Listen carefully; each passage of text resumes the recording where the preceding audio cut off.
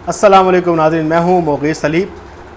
پنجاب میں آئی جی کی تبدیلی پر، آئی جی پولیس کی تبدیلی پر بڑا ایک شور واویلا مچا ہوا ہے، لیکن اس کی پہلے اندرونی کہانی جان لیتے ہیں، پھر کچھ اہم خبریں ہیں وہ آپ تک پہنچانی ہے، وہ آپ کے ساتھ ڈسکس کر لیں گے۔ لیکن پہلے بات یہ ہے کہ آئی جی شعیب دستگیر صاحب کو ان کے عہدے سے ہٹایا گیا ہے اور اس کی اجازت وفاق نے دی ہے۔ عمران خان صاحب نے خود انہیں کہا ہے کہ ان کو عہدے سے ہٹا دیا جائے۔ ان کے جانے کی وجہ کیا بنی ہے؟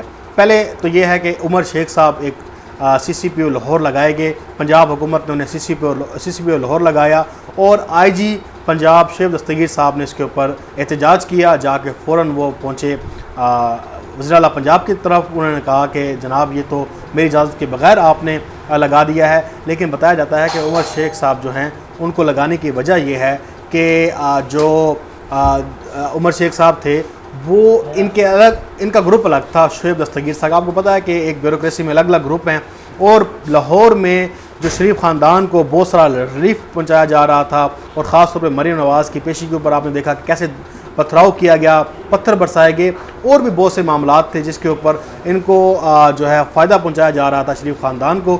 تو پنجاب حکومت نے یہ فیصلہ کیا کہ لاہور میں تو کم سے کم ایسا بندہ ہونا چاہیے کہ جو لاہور میں جرائم بھی کنٹرول کرے، کیونکہ آپ نے دیکھا کہ بہت سے جرائم لاہور میں ان میں اضافہ ہوتا جا رہا تھا، اور آئی جی پنجاب جو ہیں وہ ہاتھ پہ ہاتھ رکھ کر بیٹھے ہوئے تھے۔ اور یہ صحیح کہا ہے عثمان بزدار صاحب نے کہ جو کام کرے گا وہ عہدے پر رہے گا، اور لوگ آتے رہتے ہیں، کام ہوتے رہتے ہیں، اور ادارے چلتے رہتے ہیں۔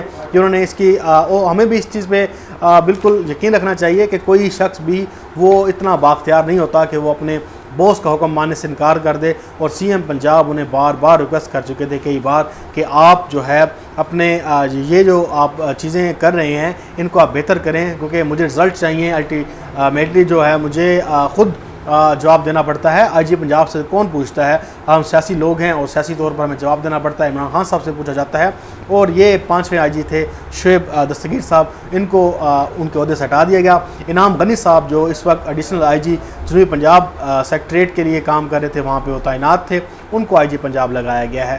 اب معاملہ یہ ہے کہ جو عمر شیخ صاحب ہیں وہ بغاوت کا ایک فوجی پولیس بغاوت کا ایک عنصر سامنے آیا ہے۔ لوگ بتا رہے ہیں کہ جو بغاوت ہو جائے گی پولیس میں اور لوگ کام نہیں کریں گے۔ تو عمر شیخ صاحب کا ایک واٹس ایپ میسیج تھا، وہ انہوں نے گروپ میں کیا تھا اور کہا تھا کہ مجھے ڈائریکٹ اپوائنٹ کیا گیا ہے پنجاب گورنمنٹ نے، تو میں ایسے حکم کو ماننے سے انکار کروں گا جس کی وجہ سے مجھے عدالتوں کے چکر لگانے پڑیں یا کوئی ایسی بات ہو جس سے پورے سسٹم کو نقصان پہنچے۔ ٹھیک ہے، تو انہوں نے کہا کہ یہ معاملہ ہے تو میں اب دیکھ بھال کر حکم مانوں گا، کیونکہ مجھے ایسا حکم بھی دیا جا سکتا ہے جس سے میری شہرت بھی ڈیمیج ہو یا گورنمنٹ کی شہرت جو ہے وہ ڈیمیج ہو۔ تو انہوں نے یہ ایک بات کی۔ اس کے بعد انہوں نے کہا کہ میں معافی بھی مانگ لوں گا، ایسی کوئی بات نہیں ہے، لیکن میری بات کو صحیح طرح سے سمجھا نہیں گیا، میں آئی جی پنجاب کے پاس جانے کو تیار ہوں، میں ان کے ساتھ بیٹھ کر معافی بھی مانگ لوں اس بات پر، تو کام تو ہم نے کرنا ہے۔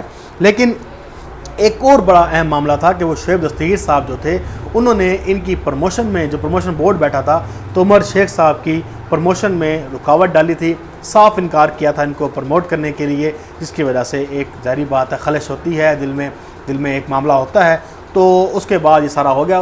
تو جب پنجاب گورنمنٹ نے ان کے شعیب دستگیر صاحب جو آئی جی پنجاب تھے ان کی بات ماننے سے انکار کیا اور کہا کہ عمر شیخ صاحب سی سی پی او لاہور تعینات رہیں گے، کام کرتے رہیں گے، تو انہوں نے پھر 3 دن سے وہ جو ہے وہ آفس میں نہیں آئے۔ انہوں نے کہا کہ میں تو کام نہیں کرنا چاہتا۔ جب انہوں نے کہہ دیا کہ میں کام نہیں کرنا چاہتا تو ظاہری بات ہے پھر وفاق کے پاس اور پنجاب گورنمنٹ کے بعد دوسرا آپشن نہیں تھا، کیونکہ وہ اپنی بات پہ ڈٹے ہوئے تھے۔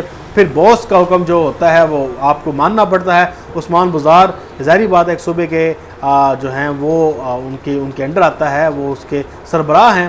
تو اس کے بعد عمران خان صاحب نے بھی یہی لائن لی۔ عمران خان صاحب نے کہا کہ جو پھر عثمان بزدار کی بات نہیں مانے گا، جو صوبے کے احکامات نہیں مانے گا، جو اپنی منمانی کرے گا، اس کو پھر عہدے پر رہنے کا حق نہیں ہے۔ اور پھر یہ سارا معاملہ جو ہے یہ ختم ہو گیا۔ اس کے بعد ایک بڑا حیران کن ایک چیز سامنے آئی کہ 3 نام بھجوائے تھے پنجاب گورنمنٹ نے۔ ایک انعام غنی صاحب تھے، ایک عارف نواز تھے، سابق آئی جی رہ چکے ہیں، کلیم امام بھی سابق آئی جی رہ چکے ہیں، ان کے نام بھجوائے، لیکن دونوں کے نام جو ہے ریجیکٹ ہوئے اور انعام غنی کا نام جو ہے یہ چوز کر لیا گیا۔ لیکن اب جنوبی پنجاب کے جو ایڈیشنل آئی جی تھے انعام غنی صاحب، وہ جب ادھر آئے ہیں تو پھر جنوبی پنجاب کی جو سیٹ تھی ایڈیشنل آئی جی کی وہ خالی ہو گئی ہے۔ اس کے لیے بھی اب 3 نام چلے گئے ہیں، وہاں پر بھی تعیناتی ہو جائے گی۔ اور وہ بہت جلد ہونی چاہیے. پھر اس کے اوپر ایک بڑا مجھے ظاہری بات ہے آپ کے اوپر جب آپ کا جونیئر آ جاتا ہے تو پولیس فورس اور پاک فوج میں بھی یہی ڈسپلن ہے کہ وہ کام کرنے سے انکار کر دیتے ہیں, لیکن پولیس کا ادارہ جو ہے وہ فوج سے بہت مختلف ہے. اس میں میرے خیال سے پہلے تعیناتیں ہوتی رہی ہیں, لیکن اب کچھ ظاہری بات ہے شریف خاندان صاحب کے جو ہے شریف خاندان کے تعلقات بڑے وسیع ہیں, بڑے ان کے جان دینے والے آفیسرز بھی ہیں.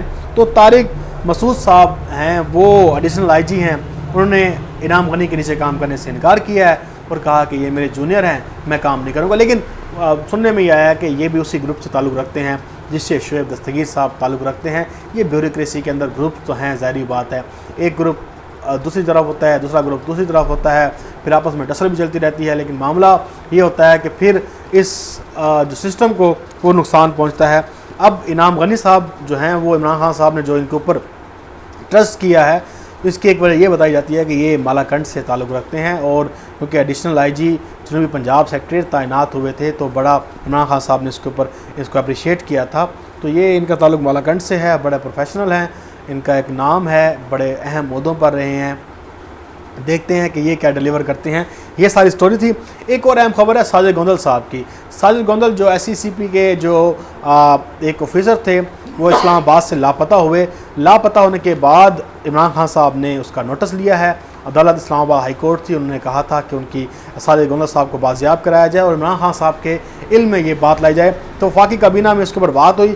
عمران خان صاحب نے کمیٹی بنا دی ہے, شہزاد اکبر صاحب, فروغ نسیم صاحب اور انسانی حقوق کی جو وزیر ہیں شیریں مزاری صاحبہ, ان کا اس کمیٹی میں شامل کیا. اور عمران خان صاحب نے حکم دیا ہے کہ ساجد گوندل صاحب کی جو بازیابی ہے, سرکاری آفیسر ہیں, ان کی بازیابی فوری یقینی بنائی جائے.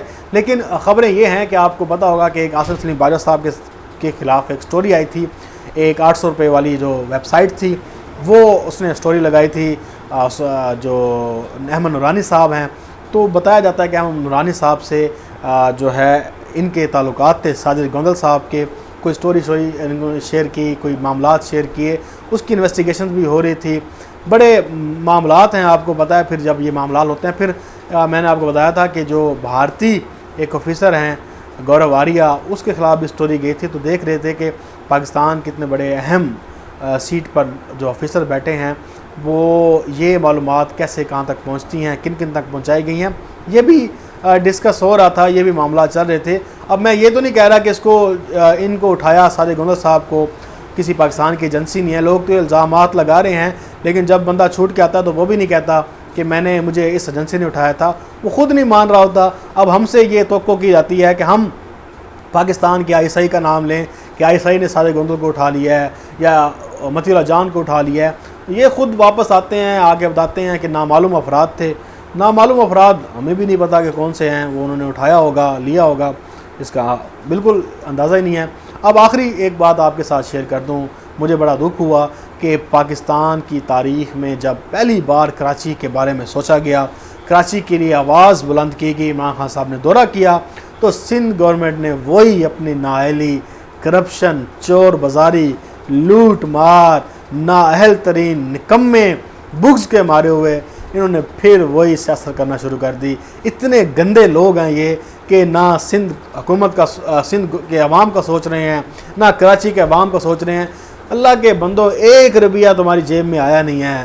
تم لوگوں نے شور مچانا شروع کر دیا ہے کہ بھائی جان وفاق نہیں پیسے دے رہا, وفاق کتنا شیئر ہے, تھوڑا ہے. یہ سیاست, لوٹ مار, چور بازاری, یہ دیکھیں کتنے بغض سے بڑے ہوئے لوگ ہیں کہ اب میں ان کے بارے میں کیا بات کروں. مرزا وہاب صاحب نے 800 ارب روپے کا پیکج جو ہے وہ 100 روپے تک پہنچا دیا ہے. مجھے تو لگتا ہے کہ کل کو یہ بیان دے گا کہ وفاق تو کچھ دے نہیں رہا, سب کچھ سندھ حکومت کر رہی ہے. اگر سب کچھ سندھ حکومت کر رہی ہے تو پھر یہ کراچی کے حالات نہ ہوتے. عمران خان نے زبردست قسم کا ایک سٹانس لیا ہے. ایم کے ایم اپنی لاٹری لے کر نکل پڑی ہے. وہ کہے جی جب ہماری حکومت تھی تو آپ نے دیا نہیں, اب پیسے آپ سندھ حکومت کو دے رہے ہیں تو یہ نہیں کریں گے. بچگانہ باتیں. عمران خان کوئی پاگل ہے؟ عمران خان کی سیاست نہیں ہے. عمران خان نے کیا اس ملک سے ووٹ بھی نہیں لینا, کیا بتائیں, الیکشن نہیں لڑنا کیا؟ وہ بھائی وہ دیکھ رہے تھے کہ یہ ایم کے ایم کو کوئی پارسل سمجھتا ہے. ایم کے ایم خود لوٹ مار چور بازاری میں شریک رہی ہے, وہ خود لوٹتی رہی ہے. انہوں نے اتنے جیلی بندے اس اداروں میں گھسائے ہوئے ہیں، اگر ان بندوں کو باہر نکال دیا جائے تو کافی کچھ اس شہر پہ رحم کر لیا جائے۔ لوگ کام نہیں کرتے، گھروں میں بیٹھ کے تنخواہیں لے لیتے ہیں، تم لوگ باتیں کرتے ہو ہم کے ہم والوں۔ بات یہ ہے کہ یہ دیکھنا پڑتا ہے عمران خان صاحب نے وہ جو ایڈمنسٹریٹر والا سسٹم تھا وہ تعینات کرنا تھا، سندھ گورنمنٹ نے اپنا اس میں شلوانی صاحب کو لے آئے، کراچی کے جو کمشنر تھے، یہ ساری معاملات ہیں۔ لیکن سوچنا پڑے گا اب پاکستان کی فوج کو بھی، اسٹیبلشمنٹ کو بھی، کہ سندھ گورنمنٹ جو ہے یہ کبھی کراچی کی بہتری کے لیے کام نہیں کرے گی، نہ یہ کسی کو کرنے دے گی۔ یہ سیاست کرتے رہے گی، باتیں کرتے رہے گی، ان سے باتیں جتنی مرضی کروا لو اور بھٹو کو جتنا مرضی باہر زندہ کرا لو، یہ کرتے رہیں گے لیکن کام نہیں کریں گے۔ مجھے دیں اجازت، اللہ حافظ، پاکستان زندہ باد۔